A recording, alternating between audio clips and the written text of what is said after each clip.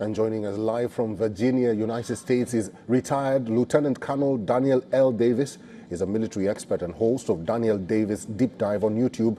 Happy holidays, Colonel Davis, and thanks very much for your time. Let's start with the obvious. Comparing the October talks and yesterday, do you see any similarities in terms of the playbook played by both Trump and Putin? For example, Trump calling Putin before talking to Zelensky. Some critics find that odd.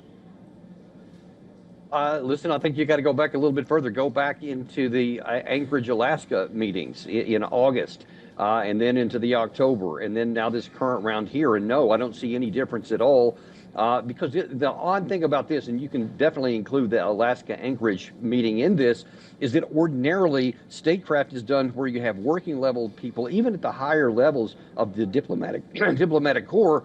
Once they come to some kind of an agreement or get it really close, then you bring in the heads of state to tie the deal off and to arrange any kind of outstanding issues. But in this case, basically the heads of state are doing the lower level work. Nothing has been agreed to. Nothing was agreed to prior to Alaska or after it. There was hopes for it. Now then we have the same situation here. So far, nothing has changed on the battlefield, and so nothing has changed on Russia's maximalist demands, and they have the wherewithal to require them. And nothing has changed to allow us to compel them to do something different. And as long as that maintains the case, these things are going to be really kind of pointless exercises if we're just being honest.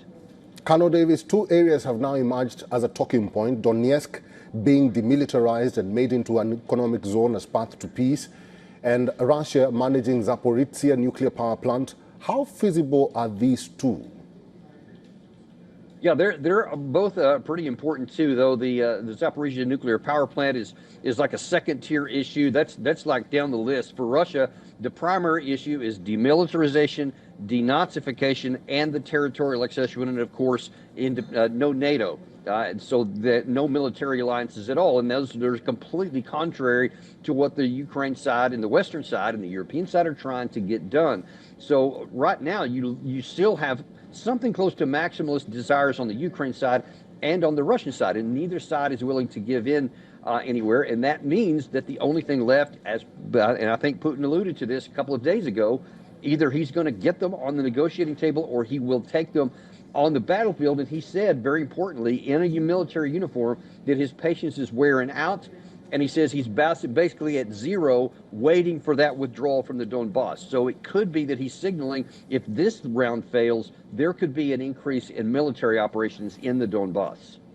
All right, Colonel Davis, it's good to see you. We'll have to end it there. Thank you for talking to us today. Thank you.